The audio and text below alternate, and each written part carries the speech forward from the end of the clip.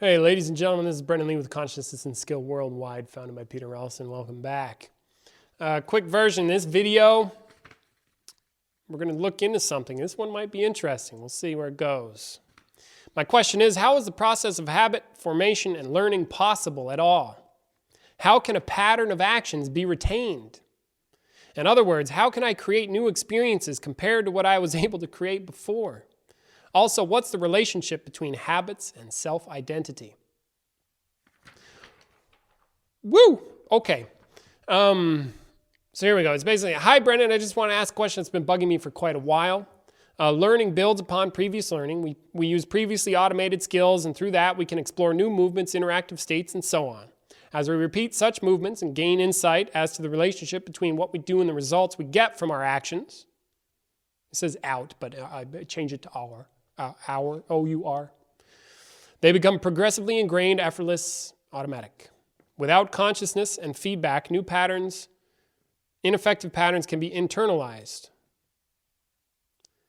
Consciousness and feedback, new patterns, ineffective patterns can be internalized. Now I noticed that habits are built upon habit, learning builds upon learning. A fitting example is what I'm doing right now. I'm writing this comment, and in order to do this, I need language and movement patterns. Now all I need to do is focus on the message I want to convey without necessarily thinking up the words I'm going to type. It says convert. Maybe it means convert. Now all I need to do is focus on the message I want to convert without necessarily I think it's convey, without necessarily thinking of the words I'm going to type. In fact, they just come up automatically and they are aligned with what I want to say. All of this happens automatically. Okay, there's a few typos in this. I'm trying to learn myself how to reread the stuff that I type. You might want to do that too. Just FYI. I don't mean offense. I'm only merely trying to support you in writing better. Also from a desire that I need to do this. I'm notorious about not doing that, and I'm working on it. My question is, how is the process of habit formation and learning possible at all? How can a pattern of actions be retained? In other words, how can I create new experiences compared to what I was able to create before? Also, what's the relationship between habits and self-identity? So I'm more interested in an ontological answer, since the world is full of explanations, and I've already explored this on an experiential level. Good. We're all about that. You experience it for yourself. But there may be something I'm missing out. Really appreciate your work. Thanks in advance. Thank you. My pleasure.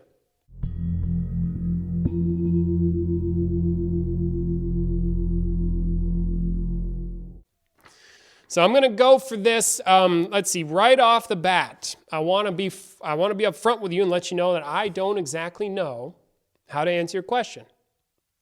I've never really looked into this before. So I appreciate that. So now let's see. So my intent here will be to see if I can forward what Peter calls forward the action. Help push you and us, say, further into this matter in an experiential way, not just like some intellectual mamby-pamby crap people are so popular because it's so easy, as far as I can tell. So now, how is this process of habit formation and learning possible at all? Now, okay, good question, so check it out. Let's see. You see,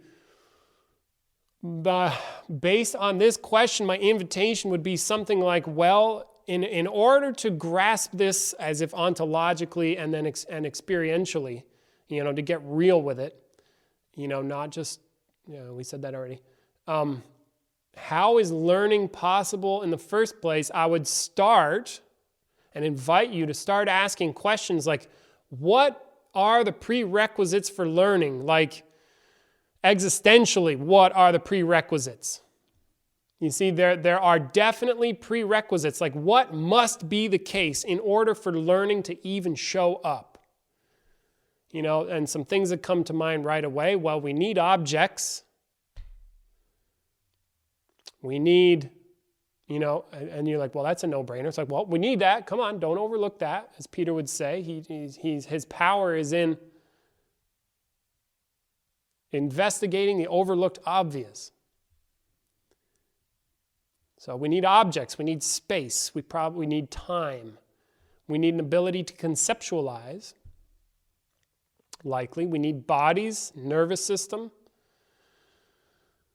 You see, and then there's something that occurs when learning occurs. And then so perhaps the question could be, what is learning? What is learning? Not what is an explanation of learning, but what is learning itself? Like, what is that experience? See, it seems like learning, but then you're asking, like, what is possible? What makes learning even possible? Now that we would likely have to really dig into the nature of what possibility is.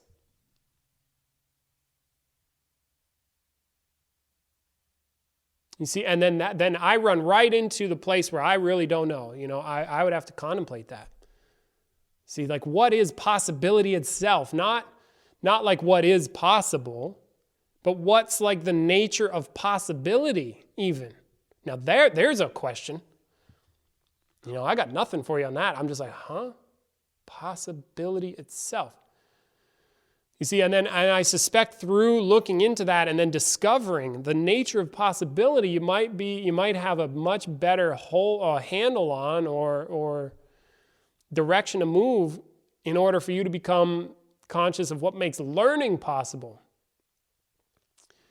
You see, and then I can also see a possible doorway here. Again, I would have to go investigate, but to look into, like what the distinction of learning is, without which there would be no learning. Like, what is learning made of? You see, it's like there's this, because experientially, learning to me looks like, what I see of learning is I have a certain awareness and then something new arises in my awareness that wasn't there before. And that's that process that I call learning. You see, learning is not the same as what I call it. You see, learning is not the sound learning. You see, if you go to Spain, it would be a different language. If you went to Italy, it'd be different. If you spoke Inuit, it'd be a different language. You see, it's not the sound. So then what is it? It's not the concept of learning. That's a concept about learning, you see? So then what's the learning stuff? So again, it's like experientially, it looks like learning is I have something in my awareness, then something new. Now what allows for that?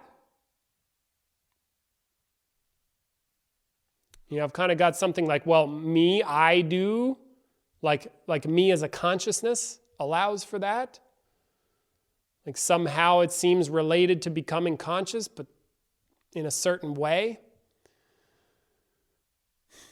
You see, and then there's also learning with the body too, and that seems to be a slightly different domain, although no, the same. So what I'm doing right now is I'm like live. No, okay, I'm not live. Like my buddies who have a podcast down the street, they're like, coming to you not live. If you want to check them out, they're the Brothers of the Serpent. Totally different domain of work. But I love my friends, and you're welcome to check them out. They're fun. I like them a lot. Doesn't matter. See, live right now, not live. I am working on it with you. You see, so something new arises in my experience. So now back to the body thing. Sorry, I got sidetracked there for a second. Back to the body. It's like, so what happens there? You see, like say I see kittens learn how to be adult cats. At first they're clumsy, they're falling over, they're really friggin' cute. And then eventually they get lean and then they can move better. It's like, whoa, that's different. And I call that learning with the body.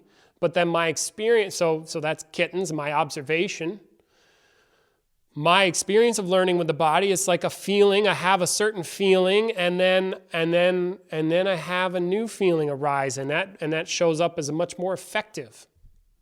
See, but then we go back to, what allows for learning to take place in the first place? And then again, it's a good question. So I think perhaps my biggest service to you on this aspect is to continue to pressure you to question deeply what learning is. Like, what's the essence of learning itself? Are there components to learning? Like, what needs to happen in order for learning to even show up in the first place? Like, we need body, space, self, some kind of perceptive awareness, some kind of ability to recognize patterns, some kind of ability to make sure that objects stay fixed, because if all this changed all the time, we wouldn't really have much of a framework in which to operate, and thus, no, I don't think any learning would be really possible there. You need a self that continues to be a self, likely. So keep looking into it. I want to encourage you to keep looking into it. That's sort of what I got for you thus far, and hopefully my desire is that by considering it and working in a certain way and pressing other questions will help you can bounce your contemplation off a different perspective and hopefully move you further. Cool. How can a pattern of actions be retained? In other words, how can I create new experiences compared to what I was able to create before? Again, great question. I don't know. Also, what's the relationship between habits and self-identity? Well, habits, we tend to identify with our habits over time. Like if I do something habitually, eventually I will start to be that person that does that thing. Like if I have a habit of being angry, eventually I will see myself as an angry person, and that just seems to be an aspect of being a self. If I do it long enough, it's like a clenched fist or something, and it gets like, what's that called? Cramped. See, like a cramped or seized muscle. It's like, yep. Like if I clench my fist all the time, eventually I'm the fist, you see? Or, a different way, like I'm the fist clencher. That's me. How do I recognize myself? By the things that I do over and over again. See, that's how I recognize. You see, I see myself as if in the habits because I'm the one doing the habits. And then I may take on a characteristic of the doer of the habits. And maybe there's a certain, like if I do anger a lot, then eventually I become an angry person. If I do happiness a lot, I'm the happy-go-lucky guy. If I do, whatever.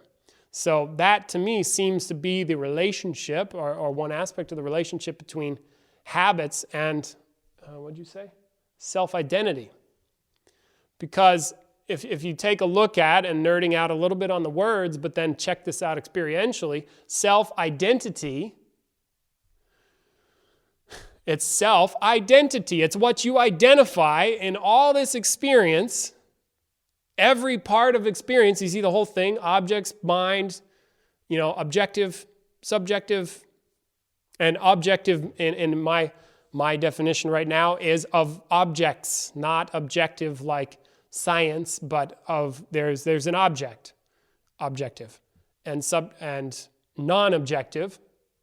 Out of all that stuff, like where's the me? You see, we tend to identify with a body that I can recognize. Ooh, I need to identify the shit that's me, and I need to identify the shit that's not me so that I can survive. That's putting it in super crude terms. You see, but as I look around, it's like, is that me? Is that me? Oh, this seems to be me. Now, what about certain thoughts and experiences? Oh, those are experiences I identify with, and then others I don't. And that can change. You see? But then that's our self-identity, because if we didn't identify a one to be, guess what? You wouldn't be a one. So you can put that in your pipe and smoke it. Now, I'm joking. So consider that. You see, and then you can use, again, always my invitation. Okay, not always, but probably in large measure in this, if you're watching me talk to you like this, then my invitation is very often going to be for you to keep considering for yourself what's true, and use my song and dance here for your own benefit, for you to experience. And that may be worth it to you. Cool. So thank you for the challenging question. I am sorry that I do not have more for you. All right, but I wish you luck. in this query. That's definitely a curveball for me, so thanks very much. Brennan Lee with Consciousness and Skill Worldwide. It's been real. Please check the links in the description for more offerings from me and Cheng Shin, Peter Ralston, all these things. Check out my website. Much love, and I'll catch you later.